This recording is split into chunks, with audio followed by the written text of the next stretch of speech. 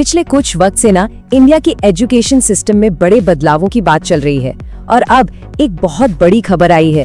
NCERT, जी हाँ, वही संस्था जो हमारे स्कूलों का सिलेबस तय करती थी, उसे अब एक डीम्ड यूनिवर्सिटी का दर्जा मिल गया है। मतलब अब वो अपनी डिग्री खुद दे सकेगी। तो क्या ये भारत में उस दौर का अंत है जहाँ डिग्री ही सब कुछ थी? चलिए समझते हैं कि ये सब हो क्या रहा है। सबसे पहले एक सीधा और शायद थोड़ा मुश्किल सवाल, क्या आज के जमाने में सिर्फ एक यूनिवर्सिटी की डिग्री नौकरी की गारंटी दे सकती है? हो सकता है कि कई लोग इस सवाल से रोज जूझते हों। यह सवाल आज लाखों स्टूडेंट्स और उनके पेरेंट्स के मन में है और यही वो सवाल है जिसके इर्द गिर्द आज की सारी बात घूमे। देखिए, सच तो ये है कि भारत का एजुकेशन सिस्टम एक साइलेंट क्राइसिस से गुजर रहा है।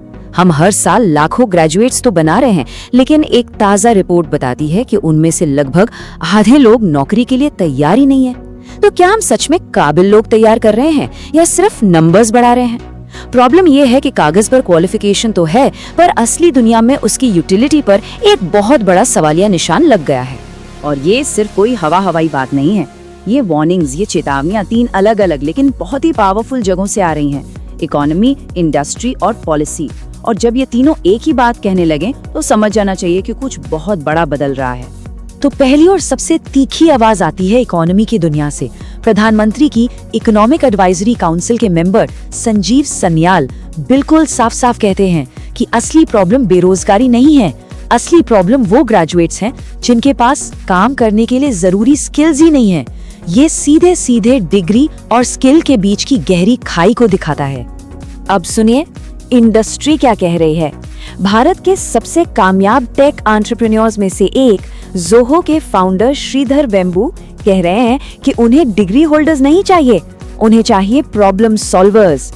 ये दिखाता है कि अब कंपनियां सिर्फ कागज के टुकड़ों पर भरोसा नहीं कर रही, वो असली काबिलियत देख रही हैं।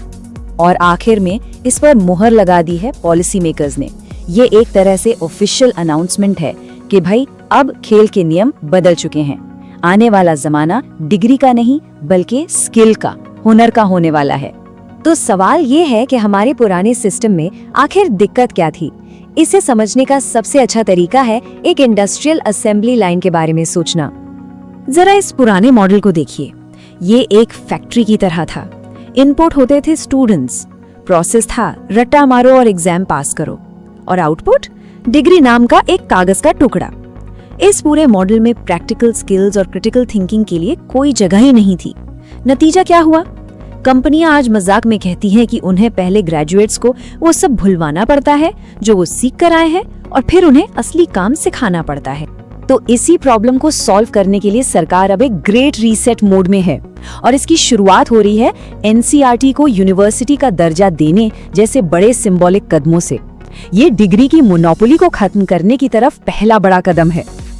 अब जो बात वाकई दिलचस्प है वो ये है कि एनसीईआरटी को यूनिवर्सिटी बनाना सिर्फ कोई एडमिनिस्ट्रेटिव बदलाव नहीं है। इसे ऐसे समझिए कि ये पूरे एजुकेशन ऑपरेटिंग सिस्टम के सोर्स कोड को अपडेट करने जैसा है। मकसद ये है कि सीखने का तरीका जड़ से बदल जाए, ताकि बच्चे सिर्फ ये न सीखें कि क्या जानना है, बल्कि ये सीखें कि सोचना कैसे है और सीखना कैसे है। तो पुरानी और नई हकीकत में फर्क क्या है? देखिए, पहले डिग्री को ही आखिरी मंजिल मान लिया जाता था, एक फिनिश लाइन।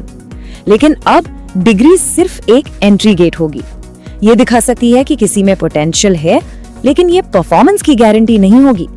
असली रेस तो डिग्री मिलने के बाद शुरू होगी। अच्छा, तो ये सब होगा कैसे? इसके पीछे एक नया इंजन है, एक नया सिस्टम है जिसका नाम है नेशनल क्रेडिट फ्रेमवर्क यानी एनसीआरएफ।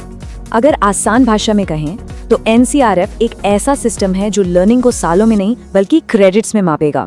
सोचिए, ये एजुकेशन का यूपीआई जैसा है, जहां हर सीखी हुई चीज, चाहे वो क्लासरूम में हो, किसी वर्कशॉप में या फिर रियल वर्ल्ड एक्सपीरियंस से, वो सब एक एकेडमिक बैंक अकाउंट में क्रेडिट की तरह जमा हो जाएगी। ये समझना बहुत जरूरी है कि एनसीआरएफ गेम चेंजर कैसे है। पहले क्या था?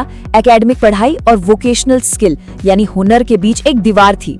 हुनर को हमेशा एक्स्ट्रा या थोड़ा कम आंका जाता था, लेकिन एनसीआरएफ इसी दीवार को गिरा रहा है।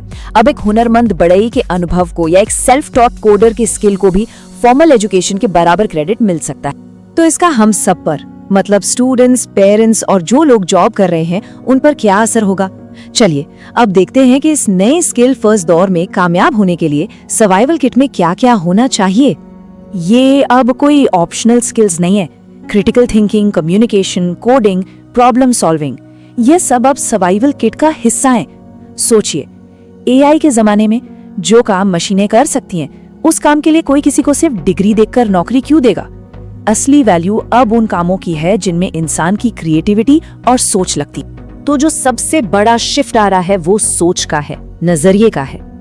अब ये उतना मैटर नहीं करता कि दिमाग में कितनी जानकारी भरी है, बल्कि ये मैटर करता है कि उस जानकारी का इस्तेमाल करके कोई क्या बना सकता है, क्या सॉल्व कर सकता है।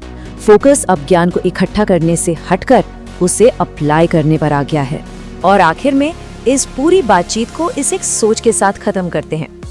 किसी की भी डिग्री उसकी क्वालिफिकेशन पर फुल स्टॉप नहीं होनी चाहिए।